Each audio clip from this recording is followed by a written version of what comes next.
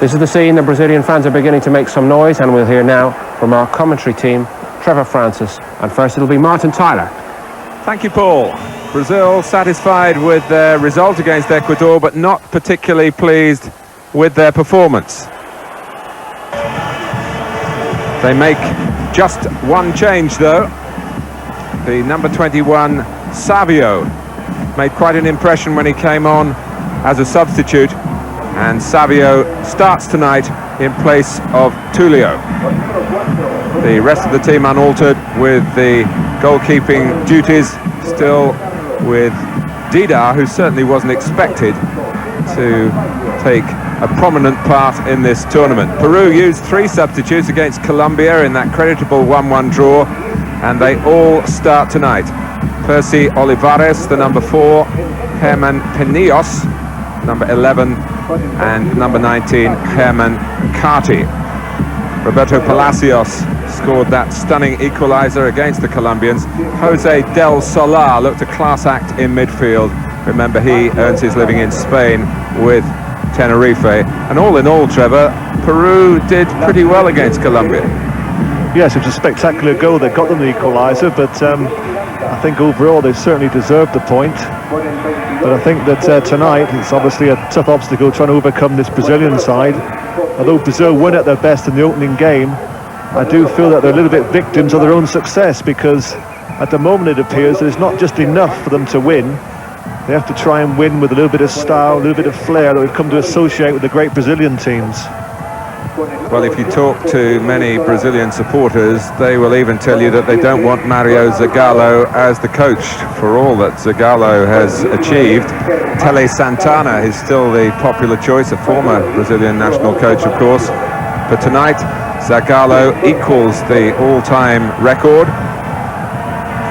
He is coaching Brazil in charge of an official international for the 74th time, equaling the mark set by Faiola in the 50s and 60s. I don't know about the fans not wanting Zagallo. I think also a certain Mr. Romario would endorse those comments. He doesn't seem to see eye to eye with Zagallo at all, and I'm one that's very disappointed that he's not playing here tonight. I think he's one of the world's outstanding strikers. He was so important to Brazil during USA. Always a threat, tremendous around the penalty box, and it's a pity that the likes of Romario and Bebeto are not here tonight. Well, we have Edmundo, we have Savio, the number 21 on the right of your picture, and of course little Juninho, who was so impressive in the Umbro Cup when Brazil, without Romario and Bebeto, certainly looked very good in that particular tournament. They hope to get better here. Patience is the message from Zagallo to the fans. The fans that have come here tonight are not as many from Brazil. We're very close to the Brazilian border here in Rivera. Not as many as the organisers of this tournament hoped, but they've certainly upped the atmosphere from the earlier match played here between Colombia and Ecuador. And it is Brazil in those wonderful, meaningful yellow shirts, preparing to start their second game of this group, this difficult group really for Colombia and Peru and Ecuador to match the standards of the world champions. But it is remarkable that Brazil are looking for a piece of history in this tournament.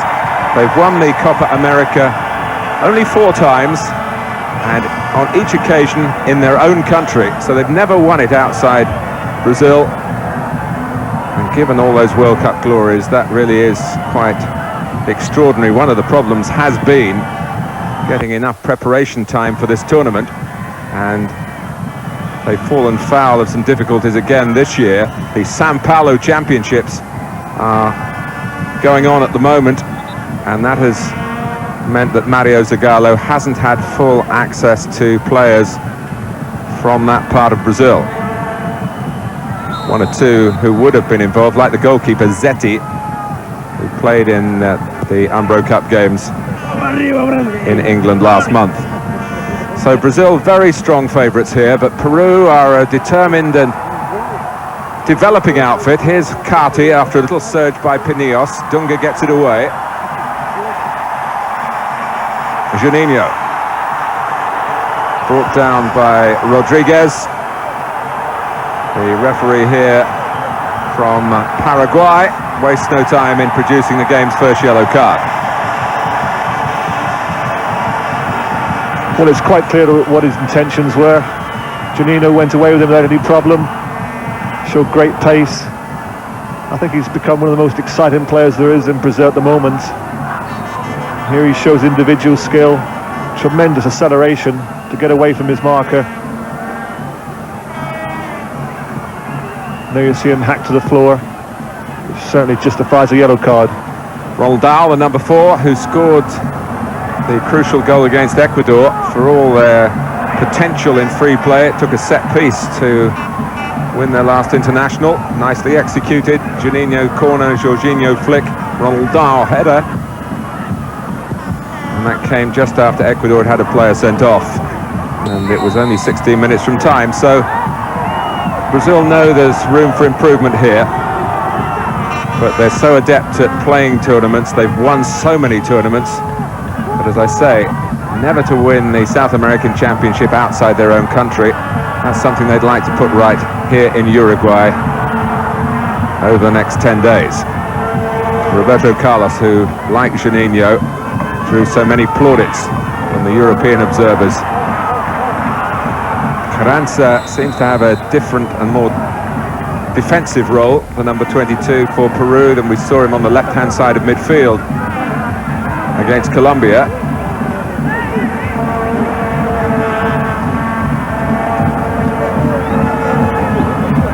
But just to put the tradition between these two countries into some perspective, in all internationals, not just Copa América games, there have been 33 between Peru and Brazil, and Peru have won just 3 of them. This is Zinho, World Cup winner, of course. And Peru, in trying to be strong here, are going to be clearly robust defensively. But if you concede free kicks to Brazilians in and around the penalty area, well, that's inviting trouble. Juninho, of course, scored at Wembley, his first senior goal for Brazil. He takes it here. Dunga, so adept at picking up the pieces in midfield. Aldair wanting to get it forward quickly to Jorginho, who will always make those runs willingly down the right-hand side. Edmundo. Well, it was a probing run from a player who was singled out for criticism by Mario Zagallo after the game against Ecuador for being too greedy and not helping his teammates. He got fed up with them, they got fed up with him. There have been some words in the dressing room, but Edmundo here looking unselfish. That was a strong, determined run, and he's a little bit unfortunate with the cross. Jorginho loitering by the near post. Remember, he flicked it on for that crucial goal for Ronald Dahl.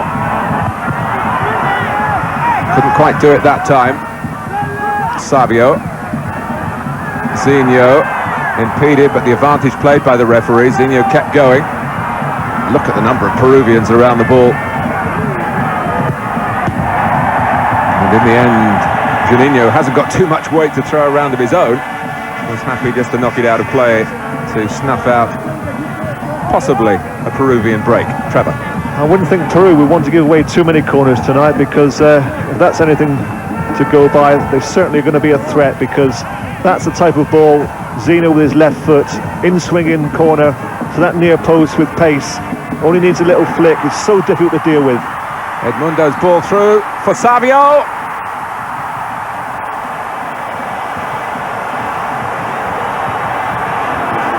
Well, the whistle had gone.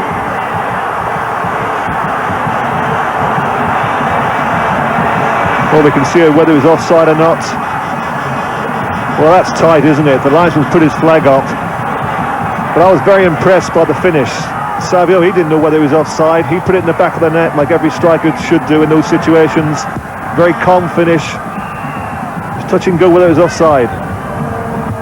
But no goal for Brazil, but already we've seen here a brisk beginning from them. As Trevor was saying, winning isn't enough for their fans. They need to be seen to win with their colourful style, and a lot of hard work, of course, goes into building situations of strength to play from.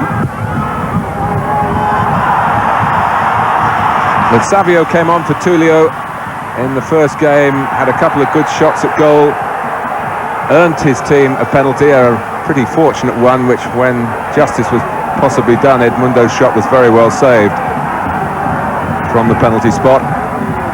Here's Edmundo here at full pace. Flag goes up. Hold of the ball in the mind of the linesman across the line.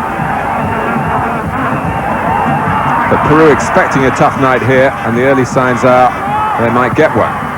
Dunga, Savio, lovely control. Dulanto was able to get to him in the end without conceding a free kick.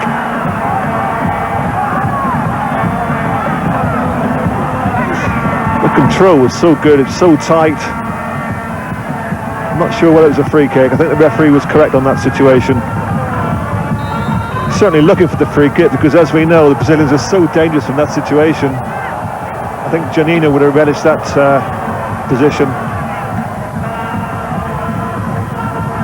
Well, they do fight each other for the right to take those free kicks, but the free kick here goes to Peru, trying to get themselves back on the world map, really.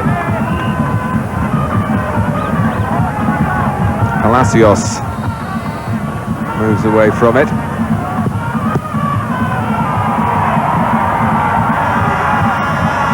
Good tackle by Rodriguez, and the second time, Palacios again.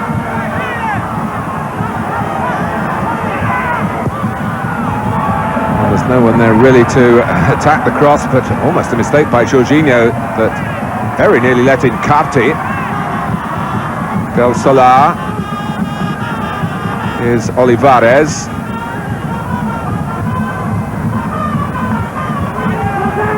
Carranza.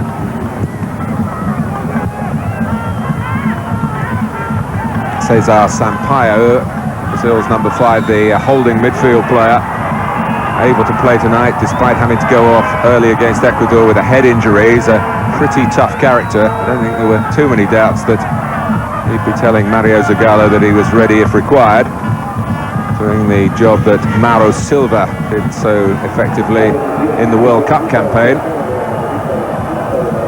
Well, one or two of the Brazilians starting the game with gloves, temperature dropping. It's been a pretty pleasant day. Temperatures up as high as 18 degrees. When you're used to the sunshine, a couple of weeks winter work in Uruguay can be a bit demanding for those who don't like the cold.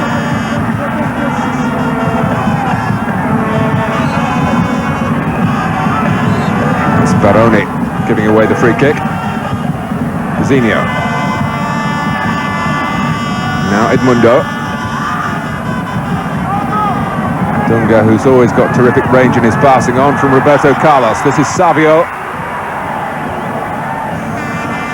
Savio plays for the famous Rio club, Flamengo, where of course he's vying for places with Romario and Edmundo. Juninho to take the corner. This was the situation that brought Brazil their only goal of the tournament so far. Some pushing spotted. Edmundo, who's a very fiery character, as many of you will know, saying that maybe he was being trodden on, an attempt to keep him under wraps at the set piece. But it's Peru's ball, and they've got through the first 10 minutes unscathed. Yes, I was wondering if the Peru manager, Miguel Company, would change tactics tonight, with it being Brazil. I thought there may have been an indication of a change of tactics when he trained behind closed doors yesterday. But it appears that it's the same tactics.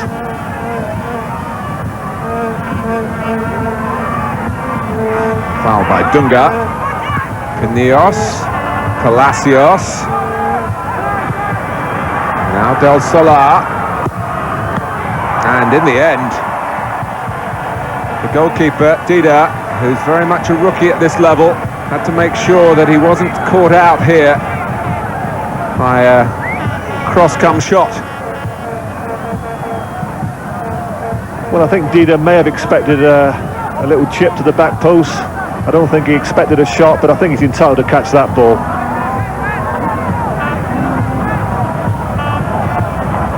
So corner to Peru. Durante, the number 5, has come up for it. Palacios will take it. Didn't get as far as the goalkeeper. Edmundo. Picked off by Rodriguez. Cesar Sampaio in there to win the ball, does just that. Savio looking for Edmundo's run. Oliveira is the defender.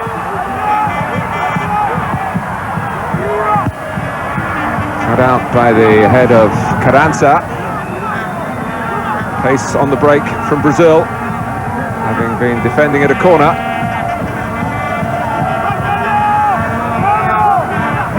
Juninho with the change of pace. Carranza keeping his eye on the ball to volley it away. Headed back by Dunga.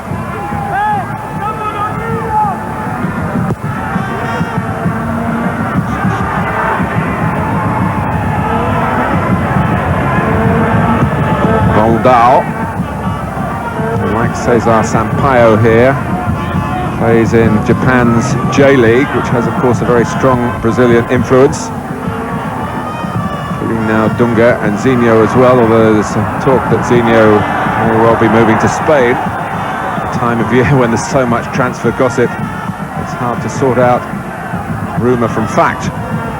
Yes, in fact, there are 5 of tonight's team who are playing in the Japanese league, which is, considering it's only a newly formed league, is rather surprising. At the end of last World Cup, one of the stars of the winning team in USA, just leave it there for a second, was Leonardo, and he was one of the first ones to go there. He was a player that impressed me immensely during the World Cup. For me, he was the outstanding left back, along with Maldini. I actually made an inquiry for him, but a little bit too late, just missed the boat. But when you think of all the players who are playing throughout Europe, we talk about the great Italian league and the Spanish league, players like Asprilla, Batistuta, Balbo, some of the stars of this World Cup, stars of this tournament I should say. It's rather surprising that we got 5 of this team who are playing in Japan. I think it tells you something about the relative wages there compared to domestically in Brazil. Roberto Carlos, faced with the Palmeiras, may well be the next to move, well, I would think maybe to Europe rather more than the J-League. Sampaio. Here's Juninho. Durante saw that coming, but then case of too many cooks for a moment for the Peruvians. Baroni. Palacios. Baroni still chasing. Mopped up by Aldair. Well, they've tried hard to force the pace here, Brazil. Savio had the ball in the net. The goal disallowed for offside. Roberto Carlos with the cross. We talked when we saw Peru against Colombia about the inconsistencies of the Peruvian goalkeeper Miranda.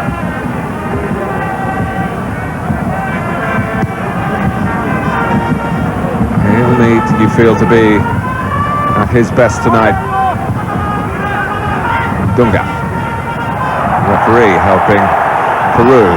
Brazilian fans, as you'd expect, didn't like that one bit. Whilst we're briefly on the subject of transfers, Martin, I was a little surprised that Santos, who's not in this squad, decided to leave Fiorentina and go to Ajax for a relatively small fee of just over 2 million. When you consider some of the prices that Premiership managers are having to pay in England at the moment, I think it represents a reasonable sort of purchase at 2 million. Yes, that's Marcio Santos, who was, of course, a major figure in the World Cup win last year. And he's going to a team, of course, who had just won the European Cup. Here's Savio. Past Carranza. Edmundo. Well, he had to move the ball quickly to try and get his shot in. Just allowed Peru enough time to shut the door in his face. Jorginho, who's got a damaged left index finger, broken against Ecuador. Juninho! Goalkeeper fumbles and is able to get there before Juninho followed in. That was good play once again from Juninho. Good little dribble, strong shot. Keeper gets down well and saves, but powerful shot. What a good little player he is. Well, he plays for Sao Paulo. He was telling us when he was in England that he's going to sign a new contract there despite all the interest. He's very grateful to Sao Paulo for what they've done for him, which was nice to hear. And he's young enough at 22 to maybe sign for another year or two and still maybe just fill out a little bit as well for playing outside Brazil later on in his career. But plenty of clubs would take him now. He's seen plenty of the ball as well. Dunga. And a free kick, helping out a situation where Jorginho and Dunga looked as though they got in each other's way. No foul this time as Edmundo hits the deck. He plays in that little area, doesn't he, just behind the front two. It's an area that I think only the best players are given the role to play. Players like Cantona and Bergkamp, Juninho just come onto the scene. If you can play, it's a great little role to play in. It's a problem for teams who are playing against you because you don't know whether to push one of the defenders out, whether the midfield player should come back and mark. Just plays in between, and it's so difficult for the opposition to pick him up.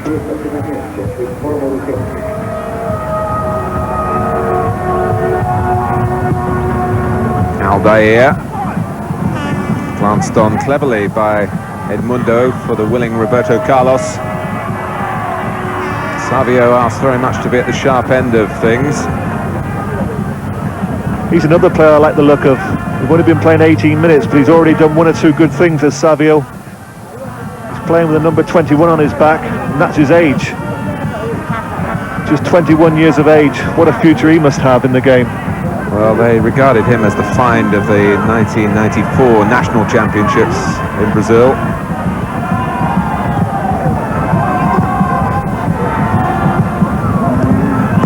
Zinho. And he's come in tonight for the top scorer in those championships, Tulio.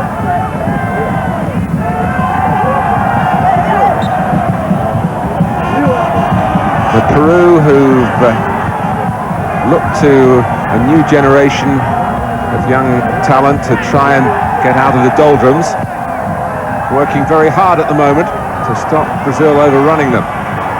Edmundo and Miranda, annoyed with the defenders for not making the challenge first of all. The ball did just dip on him as he went for the save. Yes, I would also think Carlos would be a little bit annoyed there because he's come up in support, made the overlap. I felt that Edmundo should have released him just there. He's elected to come inside.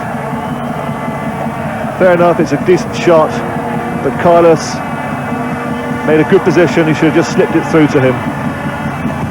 Juninho's corner, and Ronaldao climbing unfairly. The squarely made strong man at the back. And look at Edmundo there. Well, he's obviously out to make amends for what happened to him in the first game when he was criticised, as I was saying, from within the Brazilian camp, and that criticism made public. He's chased across to get the ball and get the game restarted, making up for lost time, really, having got back into the Brazilian side, left out of the World Cup squad because of his unreliable temperament. Unreliable, that's an understatement. He's not called the animal for nothing. He'll argue with opponents, with referees, with his own teammates, and television crews have been in his line of attack as well. And of course, with the competition that they've got at the moment up front, he's got to play well, because one bad game and you're out of this team. Only recently Atílio scored 2 goals against Poland, and he's been omitted tonight. And there's Ronaldo, of course, hailed as the new Pelé, who scored at Wembley. He came on as a substitute against Ecuador. He's still only 18, of course. But they're still looking, you sense, for the right combination to carry them through this tournament, as the rest of the side is pretty solid and regular in its composition. When you look around at some of these front players, feature of their play, and I think it's common with most great players, is this change of pace. In the midfield there, Juninho and Zinho both have got this, and up front, Edmundo and Savio, both very, very quick players. Certainly helps. And they're certainly trying to use that injection of speed to really get Brazil going here, but they're finding out that Peru, who've been soft touches at times in the past, maybe not so tonight. Baroni has been playing for Porto under Bobby Robson in Portugal, mainly, in fact totally, in the league side as a substitute. He's certainly regarded as the senior Peruvian striker in this tournament. Whether he'll get to see too much of the ball tonight remains to be seen.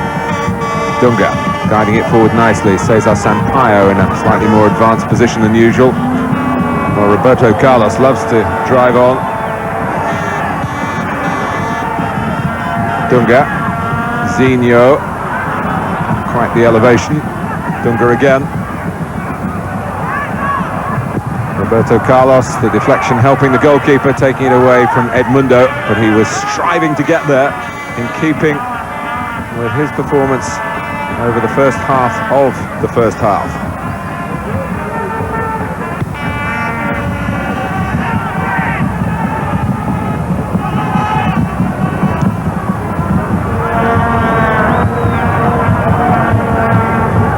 Here's Baroni, tracked by Ronaldao. This is one of the better playing surfaces in this tournament, and it's been protected. Brazil were allowed one training session on it before the tournament began, and they only got that as a special case, which is sometimes the way with them, but not since. Juninho, elusive and electrifying again. It's a bad throw from Miranda, but he got away with it. Roberto Carlos couldn't quite hook it quickly back towards the Peruvian goal.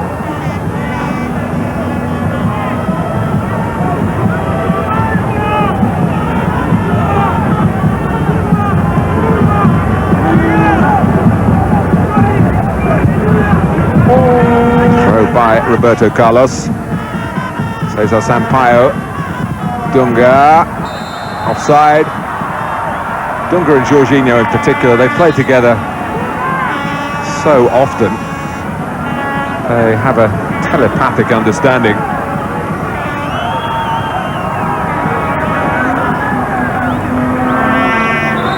Well, the idea was there, wasn't it? Just a little bit too early.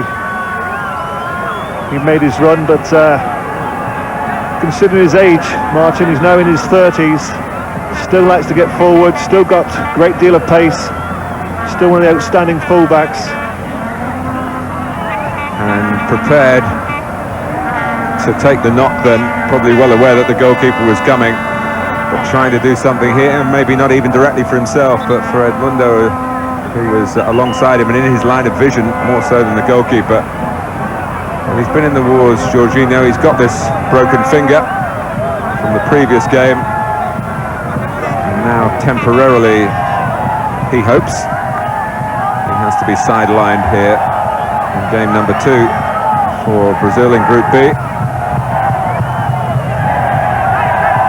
They were in the same group as Peru 2 years ago, and Peru won that group. Brazil finished second, and the match between them finished 0-0. Peru have done well there, holding a good line just outside the penalty box. Catching Jorginho, I think it was Edmundo, both offside. Savio, who likes to drift to the left-hand side. Bowled over by Rodriguez, who has been booked and is walking the tightrope at the moment. He was late. Yes, he was late, but I think that his momentum made it look worse than what it really was. He was going at such speed, he couldn't help but fall to the floor. Roberto Carlos. Juninho. He gets it back from Edmundo.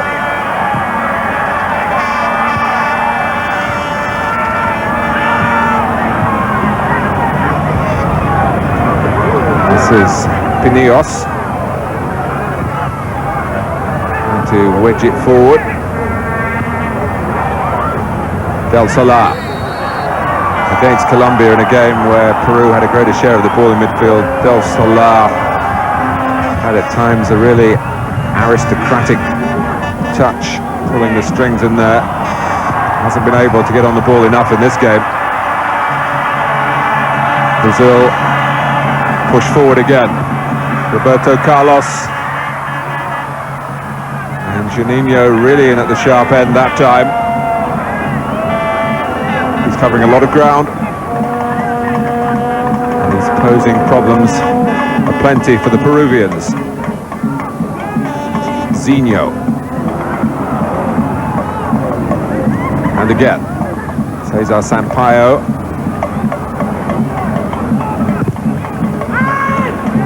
Just a word about the role that he's playing in there, Martin, just behind the front two. I think he interprets the role extremely well.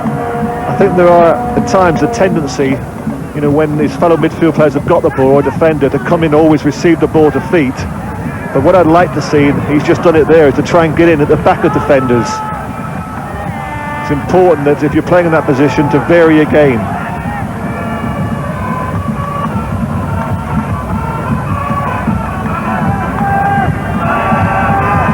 A few more Brazilians you feel here tonight for the opening game. Pinillos lobbing it into the centre. Rivera, as we've mentioned before, very close to the border with Brazil. Juninho again. Edmundo was hoping for it to be really cut back towards the edge of the area, but Juninho really only saw Savio and couldn't find him. But he's so positive, isn't he, when he gets the ball? He's always looking to try and beat a player. He beats players as easy as any player there is playing today in world football. And this is his first year as an international. He made his international debut on his 22nd birthday in February. So you do feel, for all the polish that we're seeing from him, there is even more to come. Dunga, a little overconfident on the edge of the area. Del Solar, maybe caught in two minds. In the end, it was neither a shot nor a pass from the Peruvian captain. Most players today who are playing are good athletes. The fitness levels are extremely good, and it becomes second nature to players to try and close their opponents down. But when you have a player like Juninho who continually puts a player out the game, it's very, very difficult to counteract that. Aldair. Kept in by the left-sided Pinillos. Carti. Squeezing it back to Del Solar onto Olivares. Now Carti not pressed the second time, but turning into trouble. And it's Juninho again.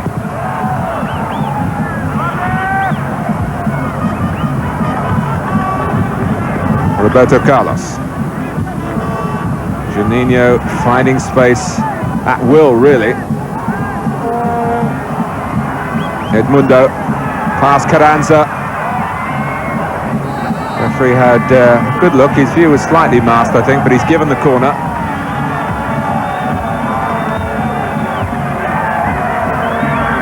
Miranda bellowing the instructions. The Brazilian rhythms coming from all parts of the stadium here. Juninho takes.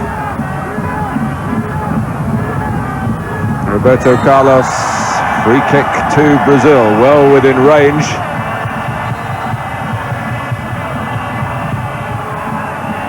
Offensive challenge by Palacios, never really within range for his tackle.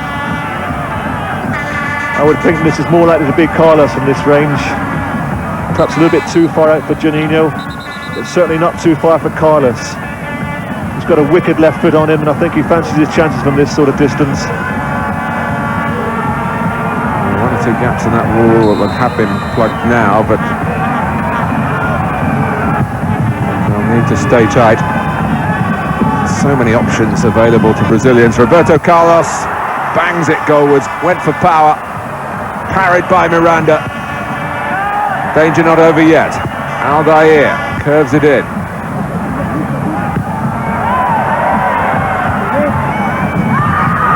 Roberto Carlos again, fainted to shoot that time. Juninho, Carlos kept running. Oh. Well, the goalkeeper stuck out an arm, and he was glad now that he did. It's a corner. It was a nonchalant save, wasn't it, from Miranda? But a good save. You couldn't have expected that. Did he mean this? Well, it's just one of those, get it in the right area, wasn't it? And if the right area includes the back of the net. Certainly quick reactions from Miranda, because he couldn't have expected that. I don't think anyone did. Juninho, Edmundo, offside. Roberto Carlos came to England in 1992 and was a non-playing substitute in that match just before the European Championships at Wembley. Gary Lineker wasted a penalty and missed out on a place in history. He failed to equal Bobby Charlton's record, but Roberto Carlos was just almost on the periphery then. But he was good enough to be in that squad, and now certainly 3 years on, definitely good enough to be in the team. Here he is, the number 6 we're talking about. Was he in the World Cup squad? No. Branco. Yes, he replaced Leonardo, of course, when he was sent off, didn't he? Yes, they were the two who had the left-sided beat. Here's Baroni. Palacios. Palacios for Peru! Well, coming in was Carti. And Brazil could have had egg on their faces here. Well, it's a good little dribble from Palacios. I don't know if he meant to screw that across the goal. I think there he should have been going for goal himself. It's in a situation here where he should be driving that across the keeper. Well, that's a scare for Brazil. That's the first one they've had. Because really up until now, it's been all one-way traffic. Peru have been working extremely hard, haven't really threatened in front of goal, working hard basically just to try and stay in the game. Well, there's a yellow card for Del Solar. He caught Savio in the face. I'm not sure whether he intended to do that. The referee believed there was some intent.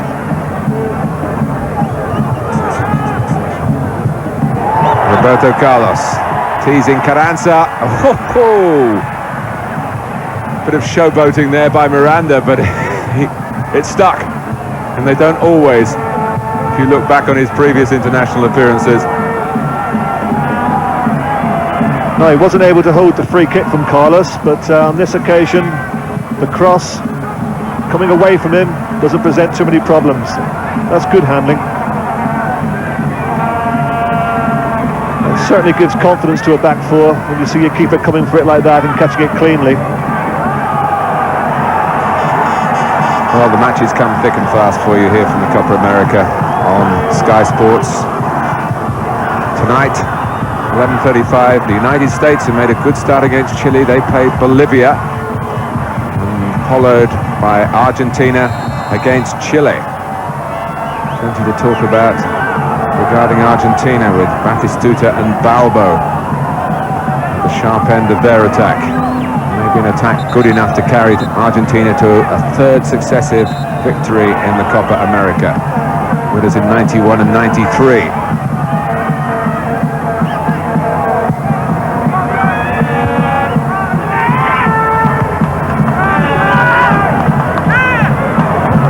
Dulanto. Everyone had come back out though for Peru.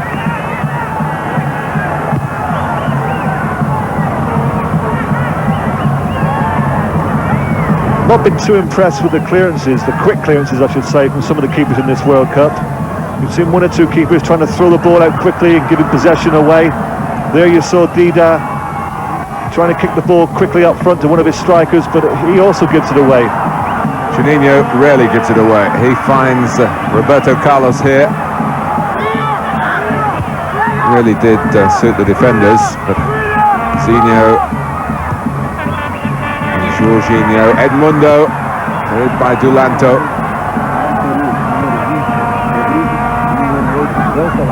Dunga, and ball by Rodriguez. Dunga taking the free kick straight away. Jorginho that time just couldn't cushion it as well as he has been doing. Good strong work by Baroni. Make sure Peru retain possession. Del Solar, Palacios, who scored from about that range, coming in from the left against Colombia.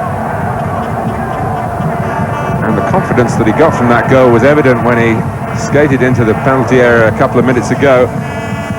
And my impression, Trevor, was that he was shooting for the far post, but he just didn't hit it true. And hooked it really away from its intended target. And there wasn't much chance for the following up player then, Carty.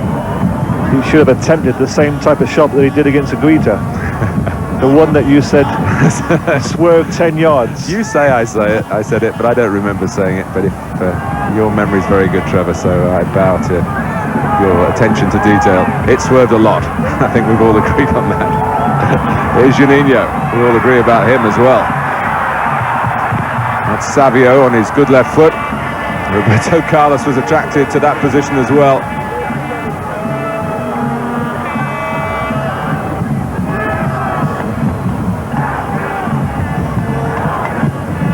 Roberto Carlos with the cross.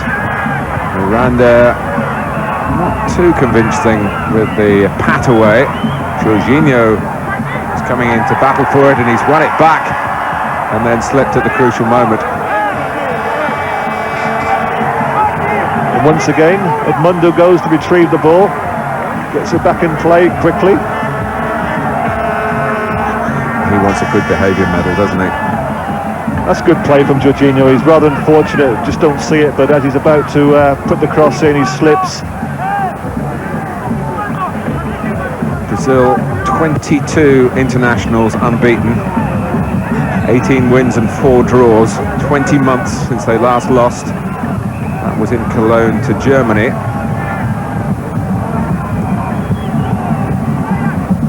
It's the measure of the task facing Peru here, looking for a rare win over their illustrious fellow South Americans. What they have given is a sense of purpose not associated with Peruvian international football in recent times. Indeed, for some good time now. Miranda's limping. Somebody catch him in there. Edmundo trying to look totally innocent. Referee telling Miranda to get on with it. Juninho's corner. Aldair trying to locate it. Out by Dulanto, nicely taken on the turn by Del Solar. Palacios. Brazil continue to dominate the possession. Juninho for Savio. It's gone behind. Goal kick.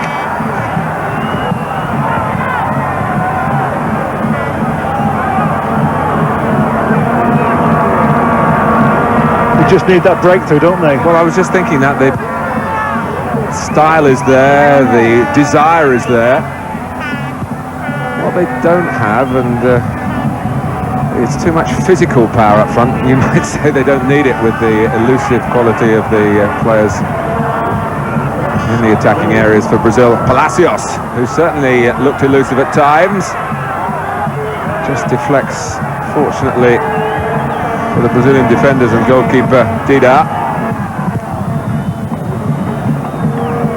Good running by Savio.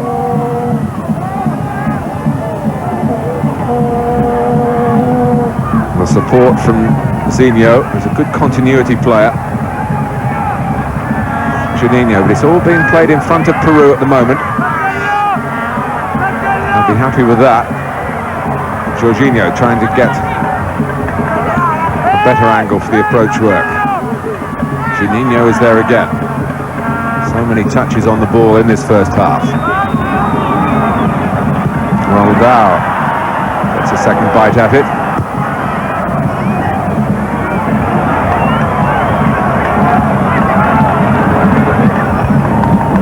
As we know, goals change the course of a game, and I think if the early one that Savio had scored had not been ruled out, I think we'd have seen a different Brazil. At the moment they're playing, certainly I feel, just within themselves, doing enough, passing it around, good control, created one or two chances, but you'd expect a little bit more from a team of this calibre. Roberto Carlos trying to supply it. That's Dunga.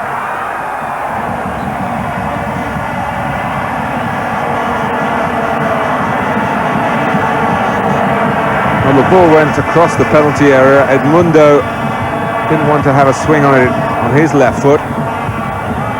Half cleared by Peru, and Dunga did take a swipe on his left side and came close. And it's led to a corner. Roldao pretty well marked by Kati. The opening corner, the opening corner from Zinho from the opposite side caused plenty of problems, and whilst they've had quite a few corners since, they've all been from the opposite side, and Juninho has swung them in, one or two near post, that one there to the far post, but they haven't caused too many problems, in all fairness.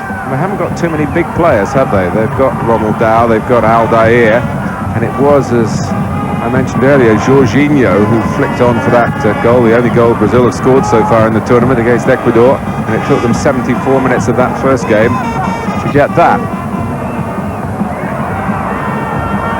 I think they played better in the first half here than they did in the first half against Ecuador, but again, they're approaching half-time with a 0 alongside their name as far as the scoreline is concerned.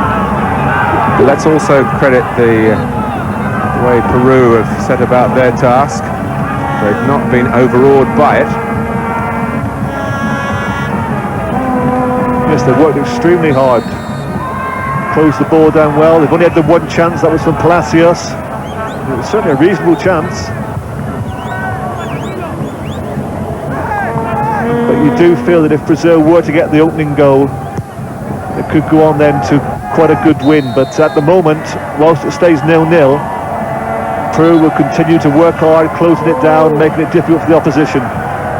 Brazil's final game is, of course, against Colombia, who haven't impressed as yet, but have rather sidled their way to 4 points. Now,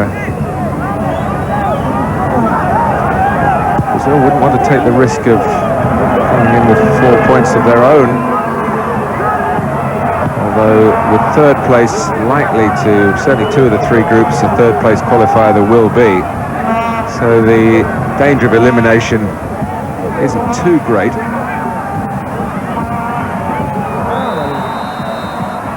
We go into stoppage time, there's very little of that. Brazil have certainly worked hard here.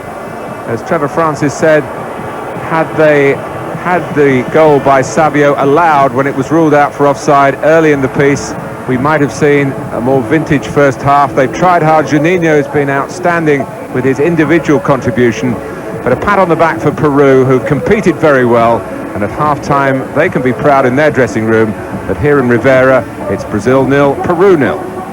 Yes, and Martin Tyler perhaps has used the most perfect word to describe this first half: competitive.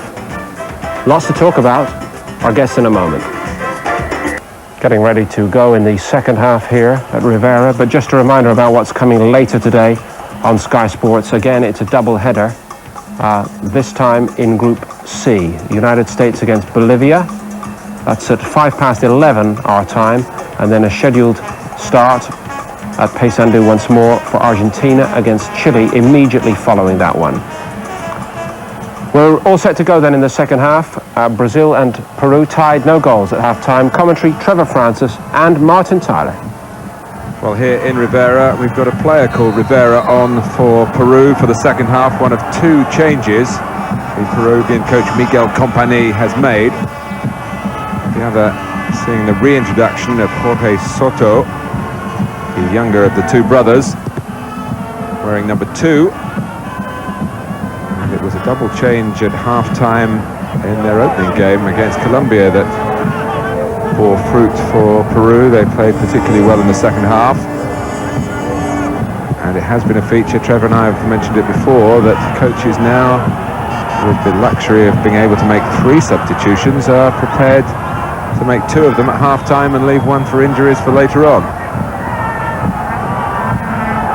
Number 16 is Rivera.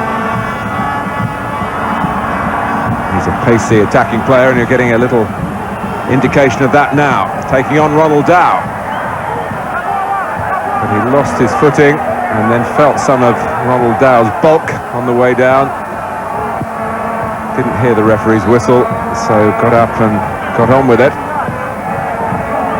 Well, the sub's certainly quick, and you wouldn't say Ronald Dow's slow either, is he? For such a big man, terrific change of pace.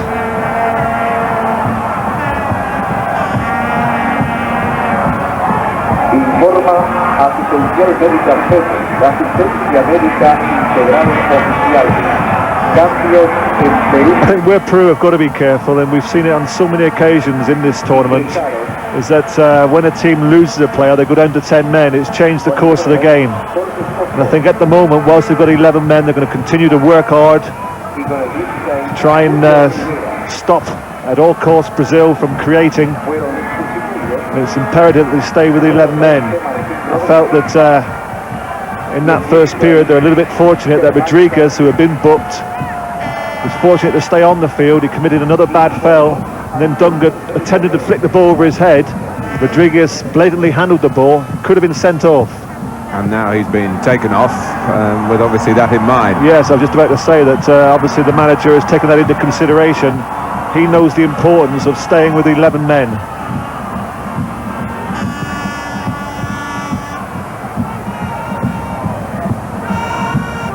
Del Solar. Here's Rivera.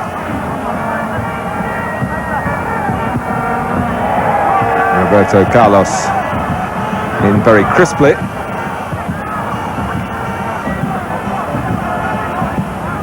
Julio Rivera has come on for Herman Cati.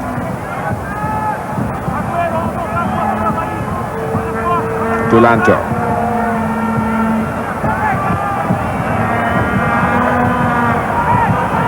Nicely taken down by the experienced Jose Soto.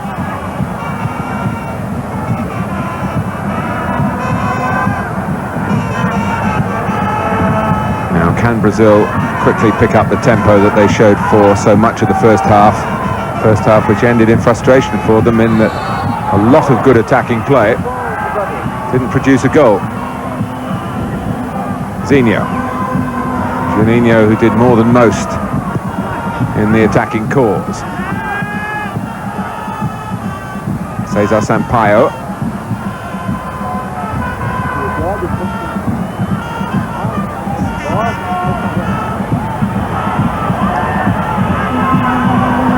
Savio. Again, Peru with plenty of players back as a defensive screen. Aldair likely to find a way through in that manner. Palacios, who showed us with just one splendid burst in the first half the type of player that he could really develop into. He's only 21. Olivares. Tricking Jorginho, Percy Olivares. Carrying the fight forward for Peru, the danger against Brazil. If you do get sucked into a little bit of overconfidence and overcommit, they've certainly got the ability to pick you off on the break. Just ask England about that. You just mentioned Palacios, and I think he's probably Peru's best player. I'd be very interested to see him playing in the Brazil team, because I think he's good enough to play in the side. That's quite a compliment. Jorginho with a quick free kick. Savio wanting to cross it all the while with his left foot. And there wasn't quite the urgency of others attacking the ball in the middle. Well, it's a great run from the young lad Savio, but a real tame ending. He didn't have too many options, I suppose, because Edmundo's not made any movement at all. He's just stayed at the back post. As you can see, there's 3 defenders there, not one Brazilian in the picture. And that's different from what we saw in the first half, when everyone was buzzing. A bit slow to get going since the restart here in Rivera, which is a town of a population of around 85,000 people. And maybe a tenth of that population have come here tonight. Supported, of course, by the Brazilians who crossed the border into Uruguay. Taken advantage of a ticket deal tonight. There's 2 for the price of 1, and you get 2 games. That's for half-price rate. Cesar Sampaio.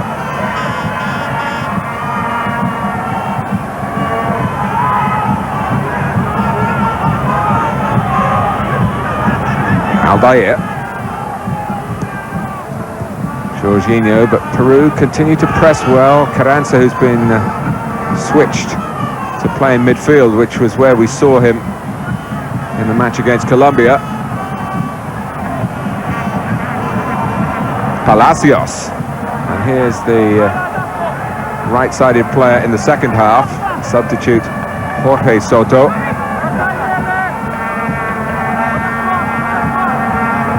Del Solar. Well, there are no inhibitions here from Peru, making Brazil do a bit of chasing with some keep ball of their own. Del Solar. Oliveira is trying to do for Peru what Roberto Carlos does for Brazil. Oliveira was a bit late there, and Dunga didn't like it. Juninho. There's the acceleration.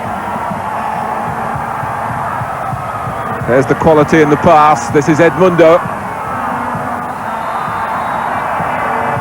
And the foul by Carranza.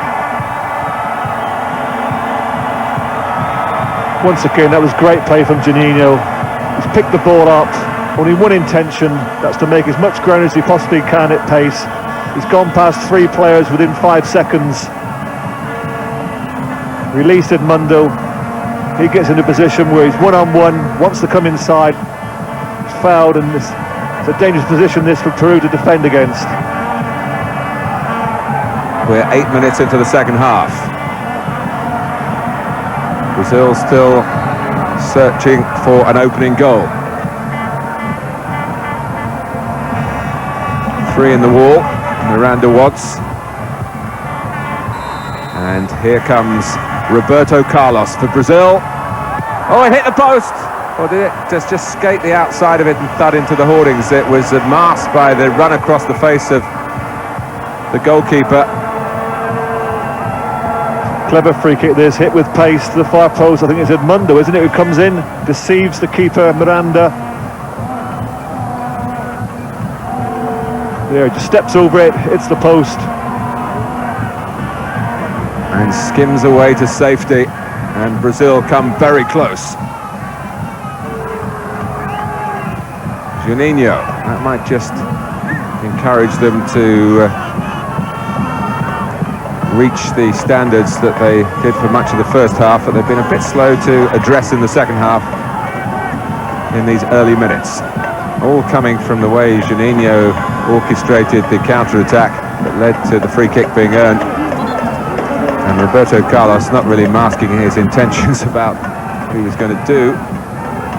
But Edmundo getting across in the line of the shot and making it difficult for the goalkeeper. Ronaldao with not an easy clearance, headed on by Juninho, slightly misjudged by Dulanto. Savio in pursuit. Jose Soto gets it back to Miranda.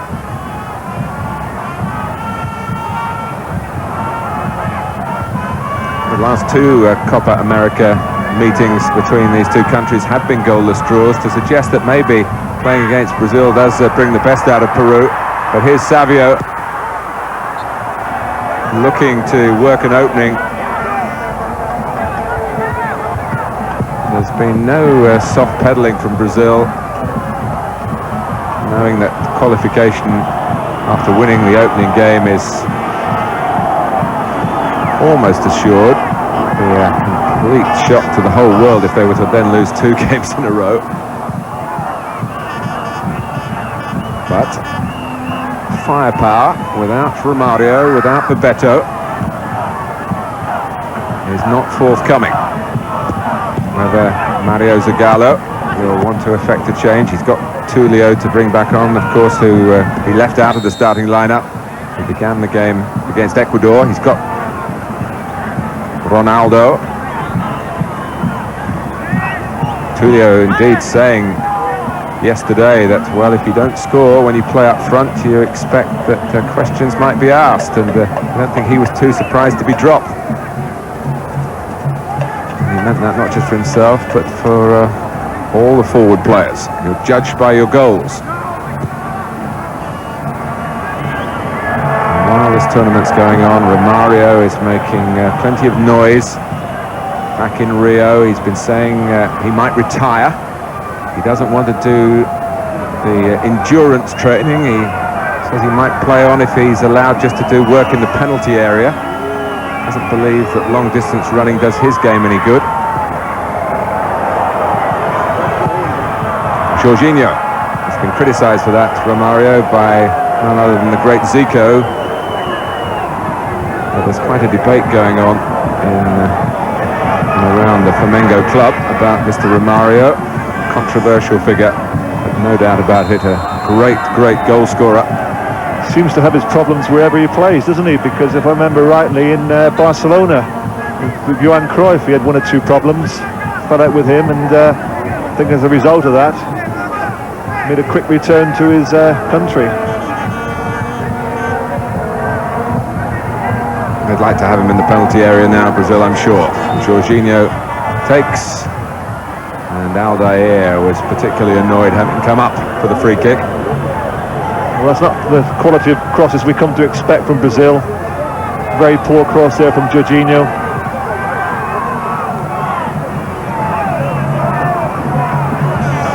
Del Solar, poked forward by Dulanto, 2 Brazilians going for the same ball. But Romario wouldn't be the first player to say that he didn't want to train, Trevor, would he? No, there's a lot of players who don't particularly relish the idea of training, but today, unless you're fit, as I said before, there is no substitute for not being fit. If you can't run, you can't play.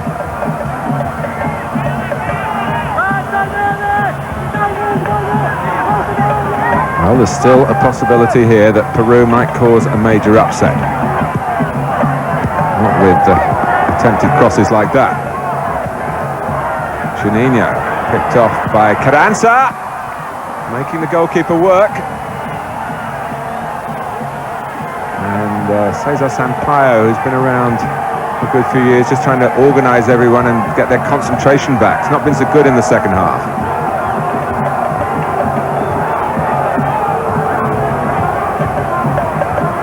Straight down the slot for the goalkeeper, though, the shot. Aldair.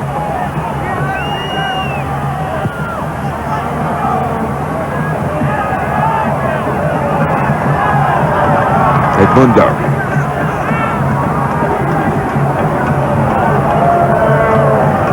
Here's Dunga.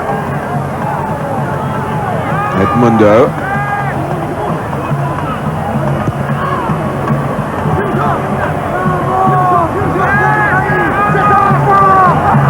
were asked to find the key to the door again. Cesar Sampaio, Roberto Carlos Savio. But there's a crispness about Peru's defending, and there's a growing belief about their play on the break.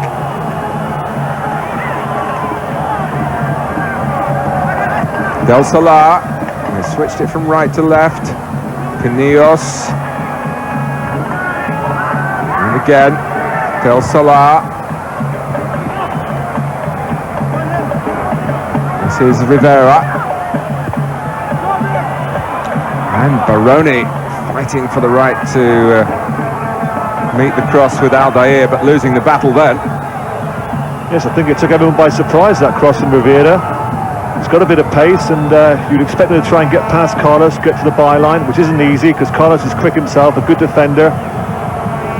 He didn't need to get past anyone, he just put it into the box, and it was a big header from Aldair, an important header.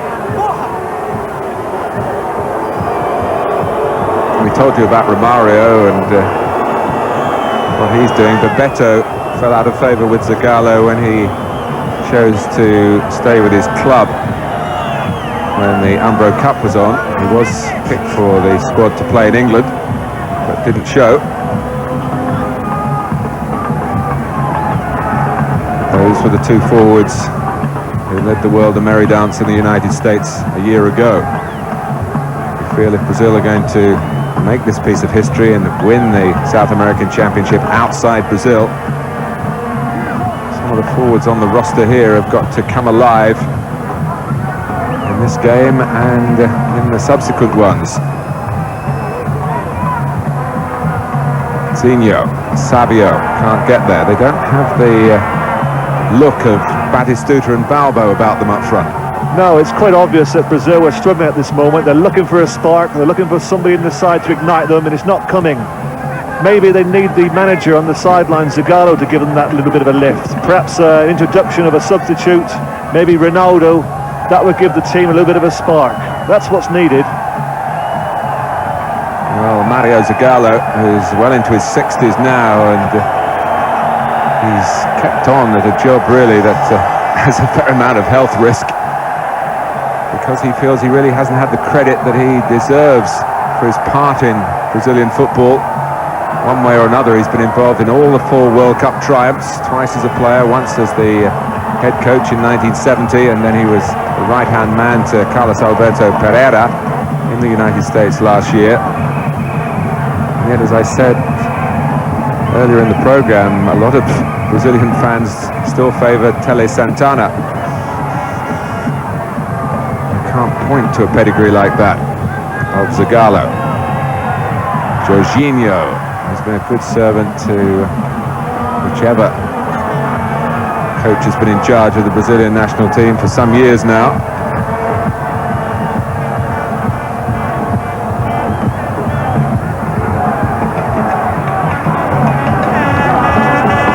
Jorginho offside. Just going back to your point, Martin, about the two front players here and comparing them to Balbo and Batistuta, the one thing you feel about Batistuta and Balbo is that their records are excellent. Despite the fact that Argentina, or the two players themselves, are not necessarily playing well, they weren't necessarily playing well, you always felt they were capable of scoring. At the moment, with Savio and Edmundo, you don't know where a goal is going to come from.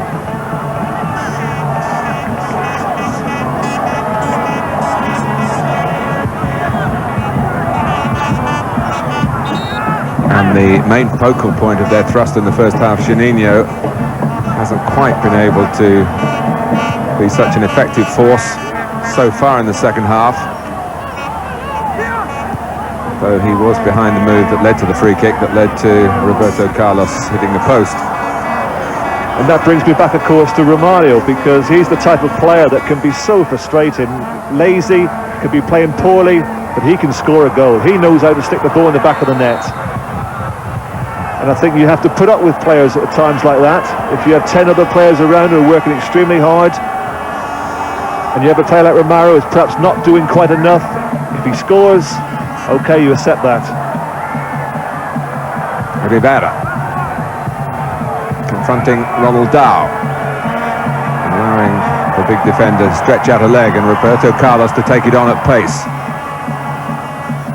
Oliveira in the right place.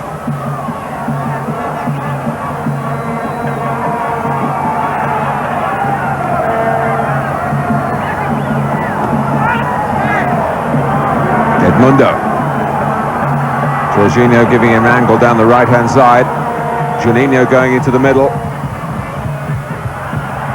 Once again, very, very poor cross. They did get 3 players in the box there. Savio, Edmundo and Juninho all in the box waiting for the cross. But Jorginho fails to deliver. And that's been really typical of the second half. Yes, we've noticed throughout this tournament so far that the teams have often matched each other, cancelled each other out in the first half, but the games have opened up and sharpened up in the second half. But it hasn't been the case here in Rivera so far this evening.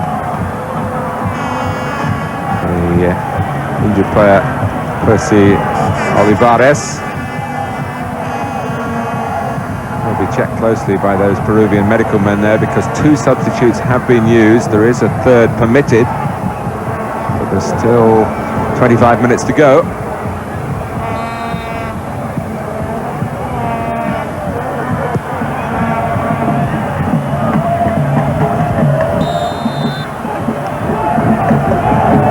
Quick recovery from Olivares. Referee just being told to look across, as he was concentrating on giving Peru a free kick. Pinillos to take it.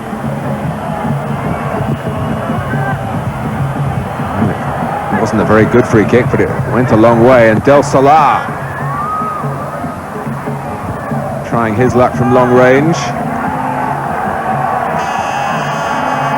I remember in my days at Nottingham Forest when Brian Clough was the manager, he was never happy making substitutions.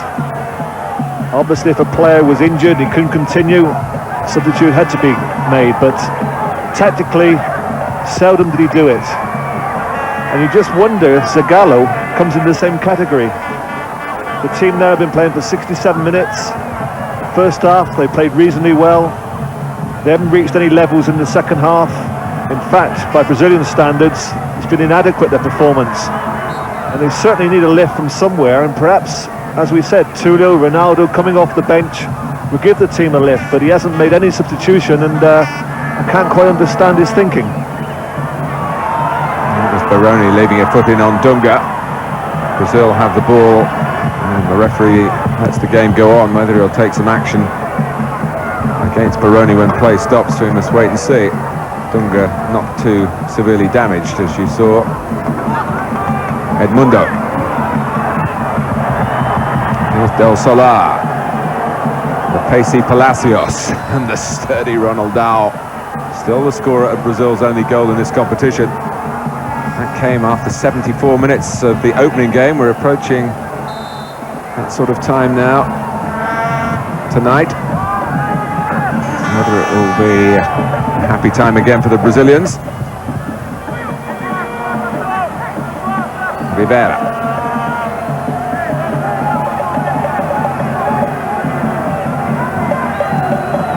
Now Pinillos. Jorginho come infield with him. He was left on his backside for a moment. Juninho. Zinho, who's sometimes criticised within Brazil for being a bit predictable in his play. He's getting on for 50 caps now, so he must be doing something right. Roberto Carlos, they better not let him shoot. He only needs half a second and half a yard.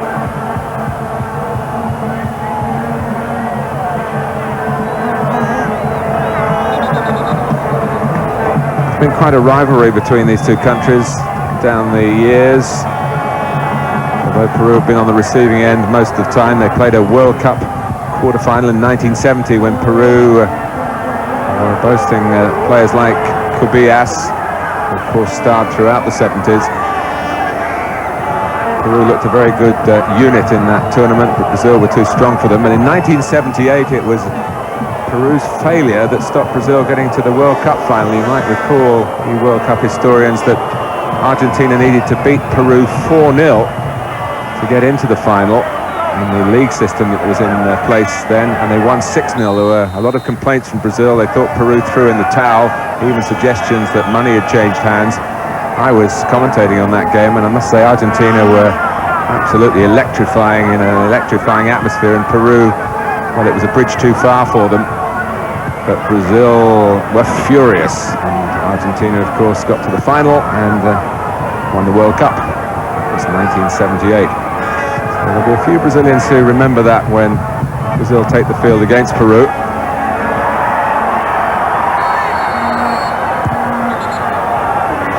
You mentioned Cabiles, and it was the following year, whilst I was in America with Detroit Express, I actually played against him. It was down in Florida with Fort Lauderdale, and in the forward line with Cabiles was George Best. Not bad. Useful forward line.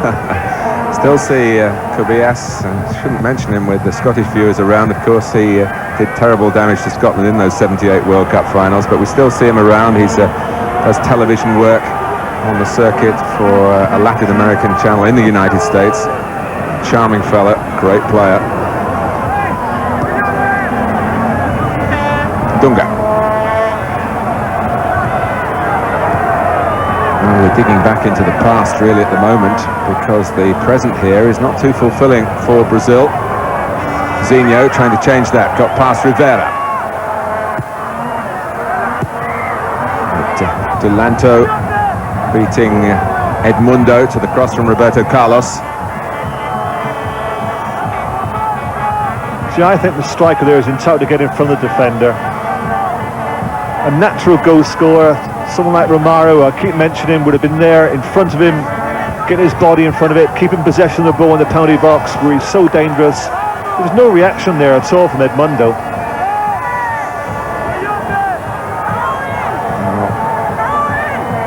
Keeping loose at the other end, not been a terribly busy evening for Dida.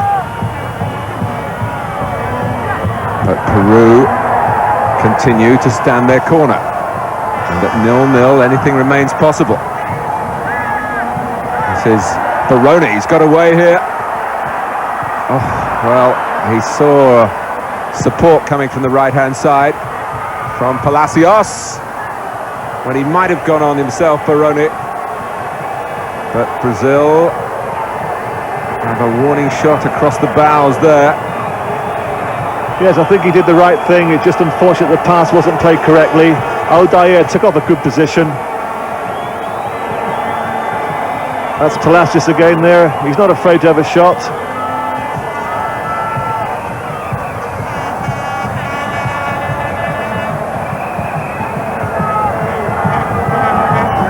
Juninho.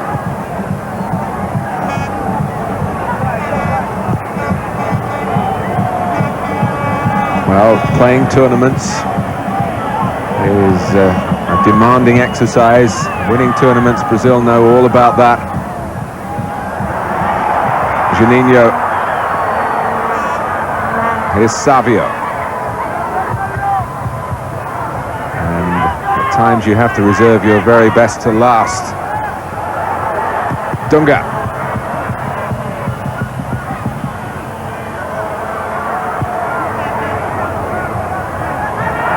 Brazil hinted at what they can achieve in the Copa America in the first half, but they've looked more vulnerable in the second. And the crowd here beginning to feel perhaps that Brazil wouldn't mind another Copa America goalless draw against Peru. Edmundo, with his own personal place at stake, wouldn't subscribe to that view.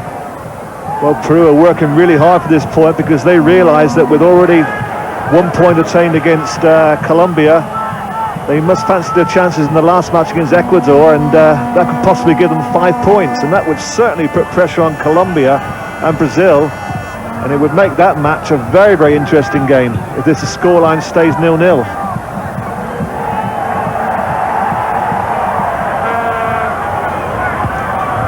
Juninho. Savio seemed to head it more towards, it's Dunga's shot that's deflected, headed it more back across goal and towards goal.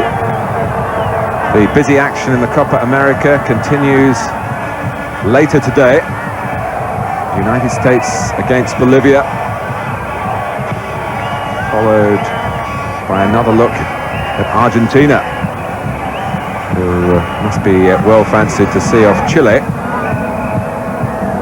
But here we are in Group B. Brazil unable to shake off the dogged pursuit of a point by Peru. Juninho, Savio, now Cesar Sampaio.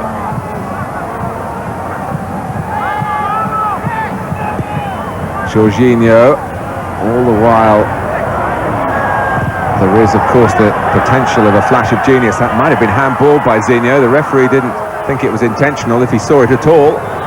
Peru would have been, I think, very angry if that had led to a goal and broken their resistance. Hoisted long by Jorginho.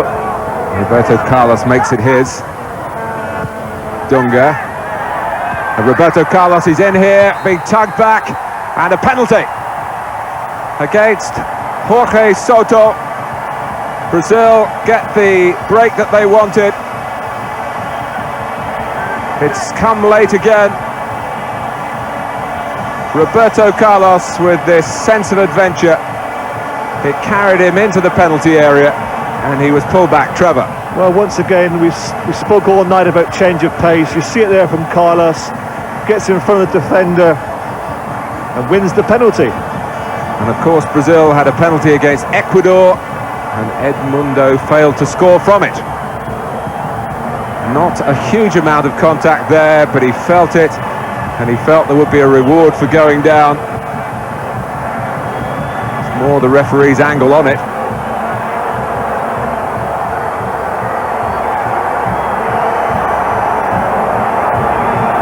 Brazil, if there was a doubt, certainly got the benefit of it. Miranda's protested. Doesn't look like Edmundo's taken this one. Well, it's a crucial kick for Brazil.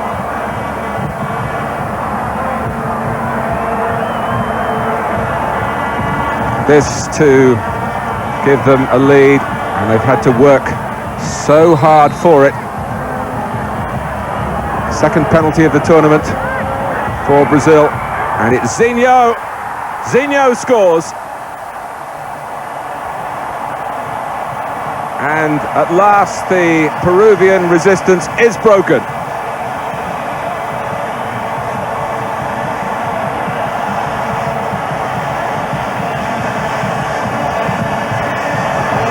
Zinho keeping his nerve, and Miranda totally going the wrong way. Brazil 1, Peru 0. Well, you can't say they haven't deserved it, but you couldn't quite see where it was going to come from. Perhaps a free kick from Carlos, perhaps a penalty, and that's the way it's worked out. No doubt there was a penalty, but they'll feel a little bit hard done by, I would think, Peru, because there wasn't too much danger there. Now they've got to sort of come out and try and look for the equaliser. And it may, of course, benefit Brazil now, because with the front two, having a little bit of pace, Savio and Edmundo, they haven't done too much up to now, but they may benefit in the remaining 12 minutes of the game. Well, you saw the reaction from one or two Brazilian players who went and jumped on Roberto Carlos. Relief, wasn't it? Relief, yes. They were already beginning to sense the words of the critics. The goalkeeper's dropped this on the challenge from Rivera, but the whistle had gone.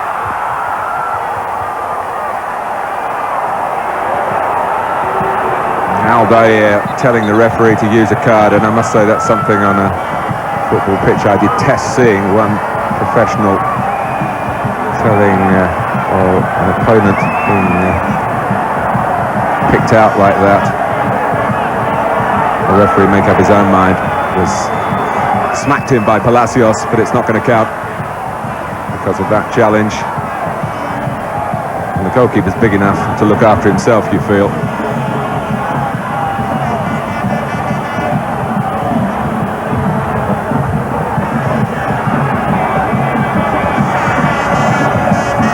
But Brazil now can do it all at a much more relaxed tempo. Peru did come from behind against Colombia, but they've got to dig very, very deep here. But despite being 1-0 in the lead, I would still think it's a little bit of a concern to Zagallo that in 2 games now they haven't scored. Well, certainly neither of the front players have scored.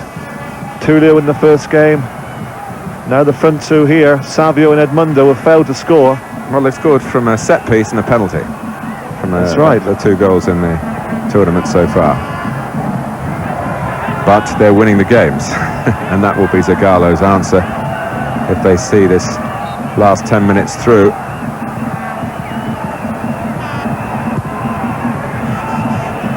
But I think he's a man who likes to play the game in the correct manner and likes to win with style.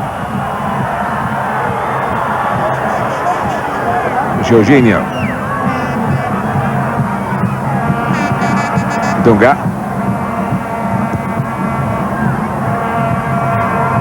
Edmundo.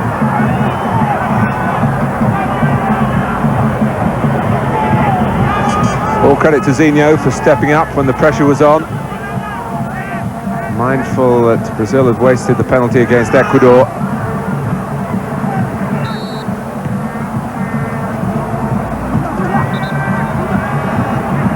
His 6th goal for Brazil, coming in his 46th appearance.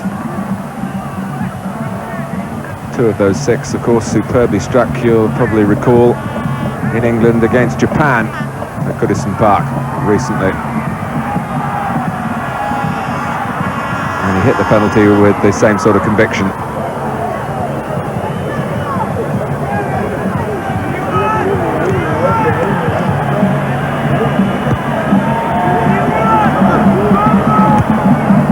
Dunga.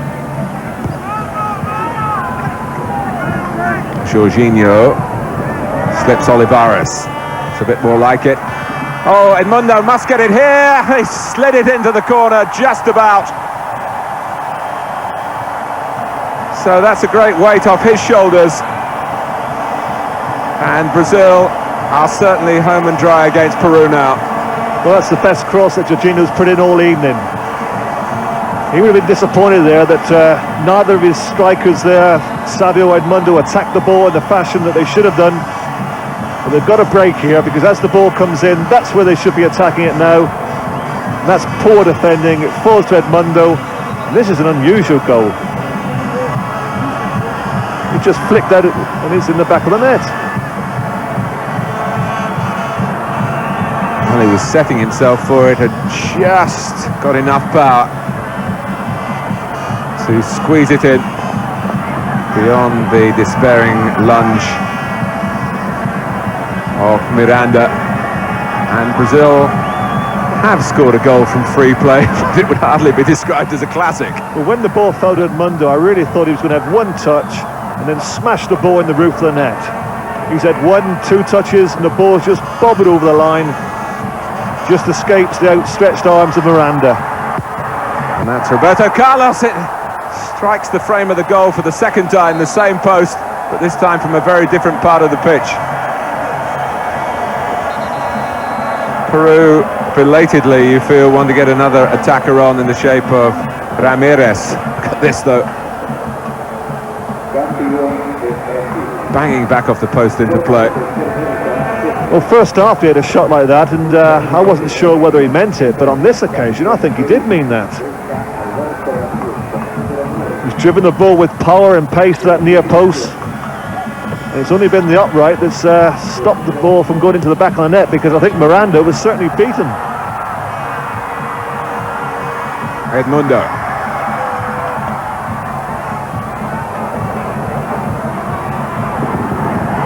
That's clever play. Kept possession well, nice little skill, but then gives it away. Del Solar.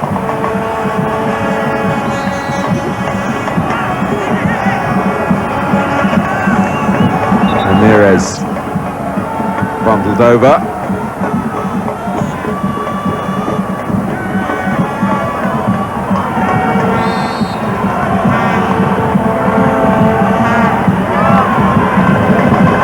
Del Solar.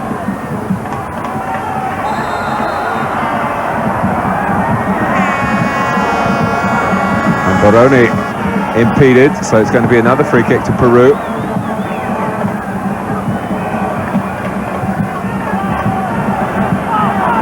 Cesar Sampaio just miscalculating there. And the angle of it allows Rivera to get right in by the goalkeeper.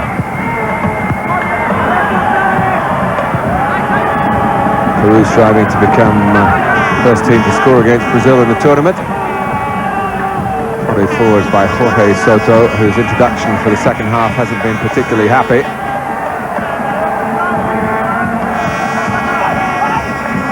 Cesar Sampaio's done a good job for the team tonight. Hasn't been too involved in the picture, but done a very intelligent job, just playing in front of the back four, just screening the back four. Not a spectacular player, but I would think that his teammates, players like Ronaldao and Alder at the centre of the defence, really appreciate the work that he does. Yes, he would have been a contender for the World Cup squad, but he got injured at the wrong time. Mauro Silva did that particular function fabulously, one of the Brazilian performers in the United States. Of course, he's been injured this season.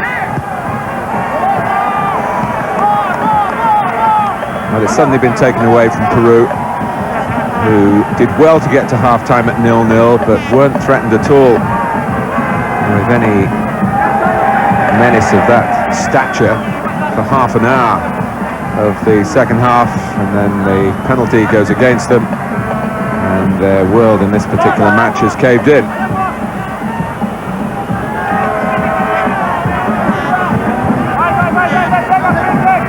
Yes, in the first 45 minutes, Brazil played extremely well, yet failed to score. In the second half, haven't played particularly well, they've scored 2 goals. As they say so often, it's all about sticking that ball in the back of the net, and on paper at the moment, 2-0 looks a very, very good result.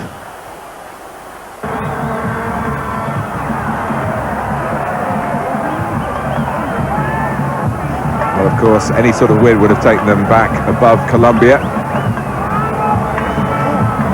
who stumbled past Ecuador earlier here tonight. It's a booking for Carranza. It's his second of the tournament, so he will be suspended from Peru's final game against Ecuador. And really jumping into Dunga. Jorginho.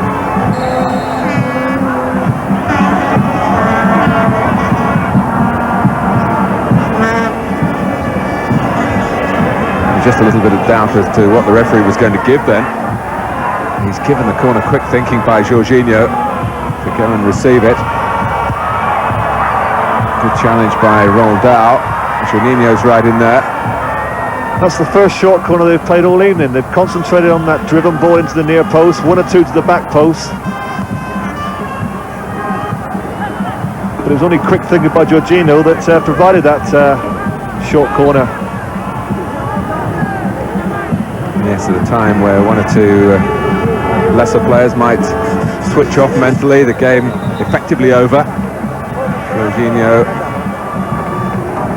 They're so important, aren't they, the 2 fullbacks, this Brazilian team? They're very alert, like to get forward and join in. And so important these days that you have fullbacks who they're asked to do everything, aren't they? First of all, they must defend, but it's so important now that they must come forward and join in, become part of the attack. And in Carlos on the left-hand side and Jorginho on the right-hand side, they've certainly got 2 very, very good attacking fullbacks. Savio. Here's Zinho. be interesting to see whether Mario Zagallo experiments a little bit with his selection for the third game, with 6 points safely in the bag. In the Umbro Cup, you might recall, he barely changed the team at all, and obviously believes in continuity, which is a much underestimated quality in football.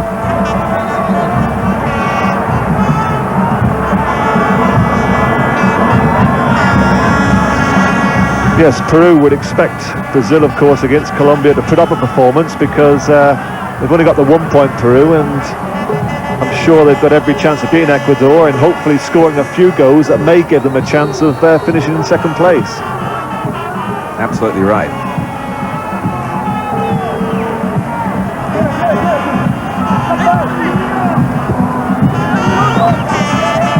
Well, it's often the case in the group games when really even in the World Cup so few teams are eliminated after a high proportion of matches, and then the real cut and thrust starts in the knockout phase. But as we saw in the Umbro Cup, once you're winning it becomes a habit, and I think they're in that habit at the moment. Despite not playing as well as they can, they always feel that they can win. Well, the unbeaten run goes on 23 games now, 19 victories. Del Solar in stoppage time. Peru have fought gamely here. They've certainly not been outclassed, but they have been beaten. The turning point, the penalty, another late show from Brazil, who scored late to beat Ecuador in their opening game. They had to wait a long time here for a penalty converted by Zinho, and then they embroidered the victory with a second rolled in by Edmundo, and they haven't conceded a goal. Peru put up a creditable fight, but Brazil have played 2-1-2 in the 1995 Copa América. And thanks to Trevor Francis and to Martin Tyler. I hope very much we've kept you entertained into the small hours of the morning. Brazil on course then.